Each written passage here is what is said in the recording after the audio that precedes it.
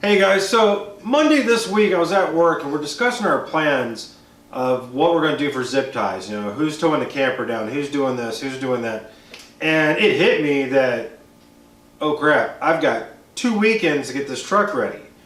Now, I've only got a mile on this truck. Now that means that's 2 quarter-mile passes, driving through tech, the track, that's it. That's all we have on this truck. Now, Unlimited Marine, Matt went ahead and bought me a drive shaft. He bought this beefy, twice the thickness drive shaft of what we had before. It's supposed to handle 700 horse. So, I went ahead and put it in, and I thought it'd be a good idea to drive the truck. So, I was driving it to work, which was interesting. I didn't get pulled over, I didn't get arrested this time, so that was a good thing. And, you know, as I'm driving the truck, because the reason I did was to shake down the truck, really get some miles on it, figure out what's going on. This crazy vibration was happening after 30 miles an hour.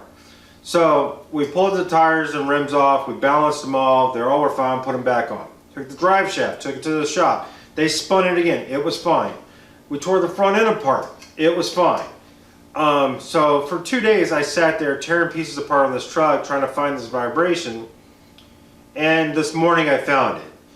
2 of the U-bolts on the driver or passenger side, when the drive shaft snapped and swung back, it stripped the top 3 or 4 threads on that U-bolt, which caused it to loosen up. So what would happen is when I get on the throttle, that rear end was shimmy and shake. Being the hoarder I am, I had extra U-bolts, went and put them on, just got done test driving the truck. Vibration's at a minimum now. It's hard to tell, the thing rides like a dump truck, but I think we're good, we're ready to send it down the track again. So, there's a few things we have to get done. When I was laying under the truck, I realized I really built this truck in 9 days because I need to clean some things up. Everything's right, everything's reliable, but I need to clean some work up. So what we're going to do today is pull the bed off, move the battery, mount it down on the frame, a few things like that. We need to move the exhaust because it's literally an inch off the ground. I got some U-bends, we're going to go ahead and move the exhaust up. So today we're going to work on tying up the rear end so we can get the bed back on and move forward next week on the wiring and a few other things I have to get done. So let's get to it and get this bed off.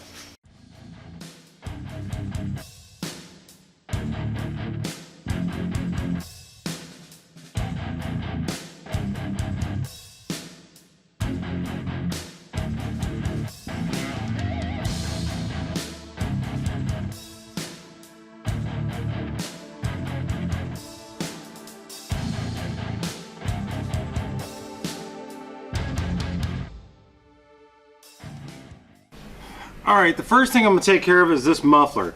Now last year when we were building this, I just needed to clear the cab. Didn't really care as long as it was off the ground and safe. Now, every time I pull in the driveway, I drag this thing. When we load it on the trailer, we drag it. So I went and bought some 90-degree bends to weld up in here. The crazy thing is this is 3.5 inch exhaust. So those 290 bends cost me $50. So not cheap, but it's what we got to do.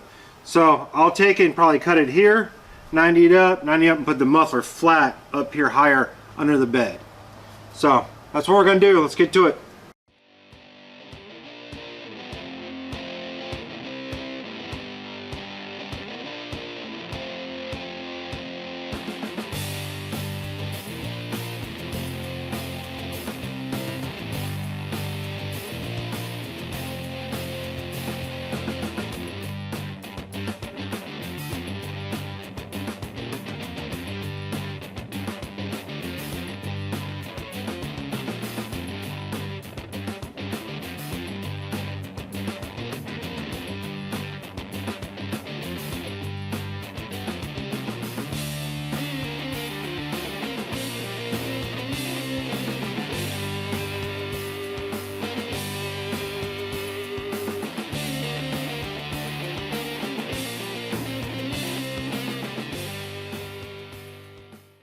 Alright, you might have noticed this thing is really fighting me.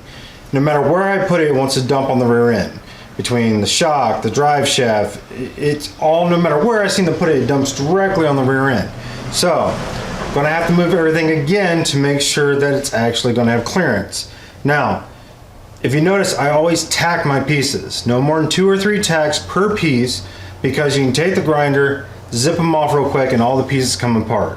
So that's what I'm gonna do right now is I'm gonna cut this thing apart so I can cut the pieces down a little more, refit it back up, and see if I can get some clearance.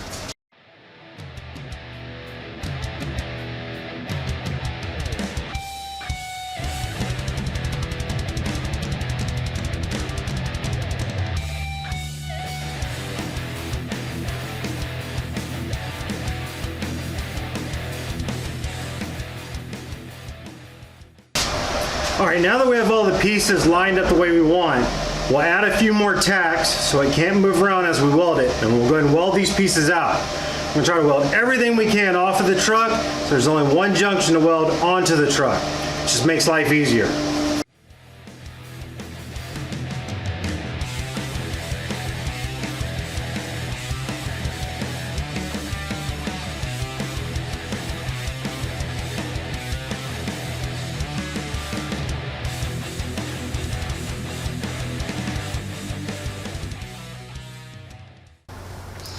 All right, now that we got the muffler moved up, hangers on, welded out, it's good to go. So now the next issue I gotta work on is the battery mount.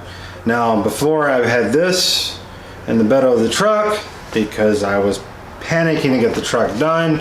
At about 2 in the morning I put it in there. So now this is made at a right angle, it's strong as could be. So yeah, it rusted. I'll use a wire wheel and clean it up, but we're gonna go ahead and weld this in between the frame and the cross member to hold the battery right below the bed. Then we'll cut a hole in the bed so it has the access panel to get to it, but I wanted the battery under the bed. So first thing we're gonna do is grind a few points on this that we're gonna weld to, do the same on the truck, and we'll weld it into place.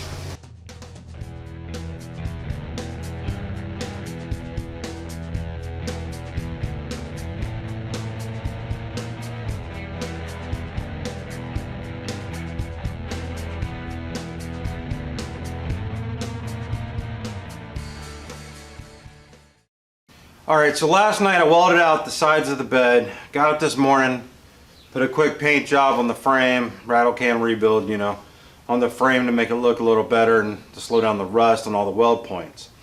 So now I've got to deal with the bottom side of the bed.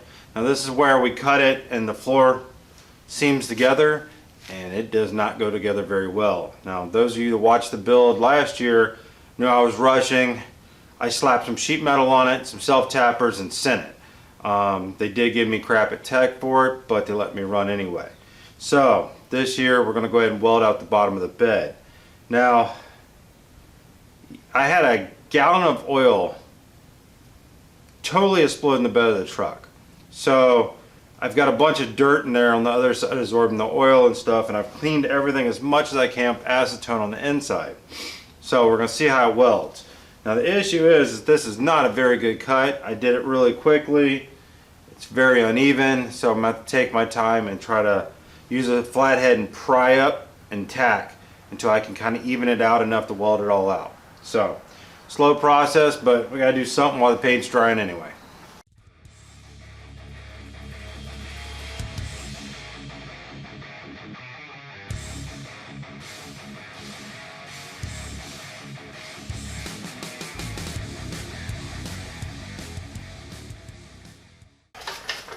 Alright guys, that's completely welded out. Now look, I know I'm going to catch flack about this in the comments, but you can weld through motor oil, okay? I've proven this years ago. I had a lifted truck, we were off-roading, one of the lift bolts went right through my oil pan. Okay? Limped it home, sat there and looked at it. I had to pull the motor to replace the oil pan in this truck. Didn't have time for that, had to get to work the next day. So, filled it up full of oil, fired it up, welded that hole shut on the oil pan. Okay, oil flowing out, welded it right up, sealed it shut, drove the truck for 3 more years before I traded it in. Now, if you notice I used a box fan. Now the reason for the fan was, if it smells toxic, it probably is toxic. Okay, now I set it up pulling away from the weld. And what that does is pull the fumes away, but doesn't blow away with my cover gas. So that way you can still get a good weld, but the fumes are being sucked away. So, alright, on to the next thing. Alright, one thing I want to take care of before we even think about putting the bed back on is this wiring. It's a mess.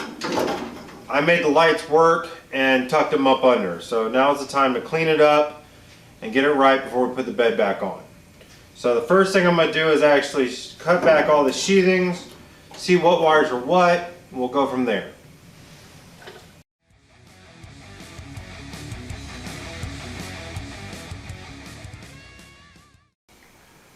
Alright, in situations like this, I've got the bed in the garage, the truck's outside, I don't have the power from the truck to be able to trace these wires. So, in this situation what I do is use a cordless drill battery, nothing too crazy, and just put a spade on the negative, tuck it into the battery, and then tap the positive side with the different wires to see which lights light up.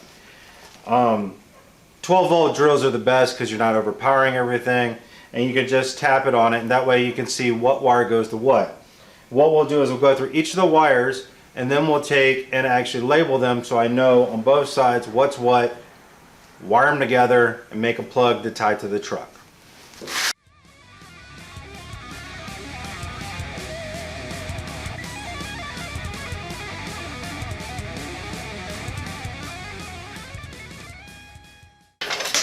Now what I'm going to use is just a trailer wiring kit. I know you see me use these all the time because I get them so cheap. But there's a plug that goes from the truck to the trailer. It'll work great for being able to unplug the bed when I need to pull it off, not have to go through this every time. So we're going to open this up and we're going to put one side on the truck, one side on the bed. That way you can unplug it and take it apart.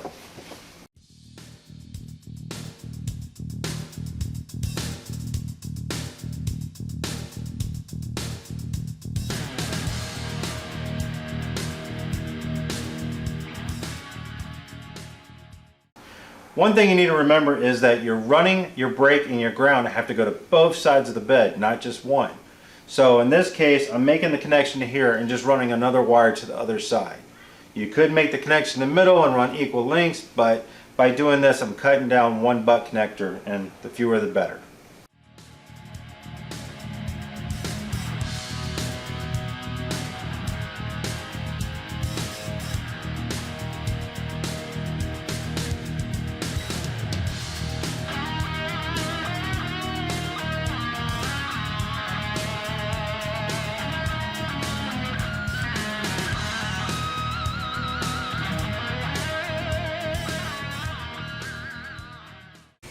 Alright, as you can see, this looks way better than all this crap.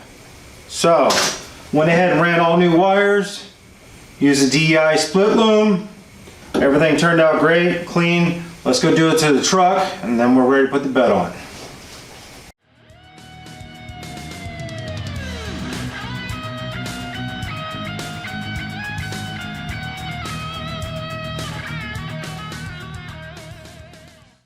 Alright, now the back of the truck's completely cleaned up, all the wiring sheath, it's all zip tied up, nice and clean, everything's been painted. Now I've got the feet of putting the bed back on to mark where the battery is now so I can cut the access hole.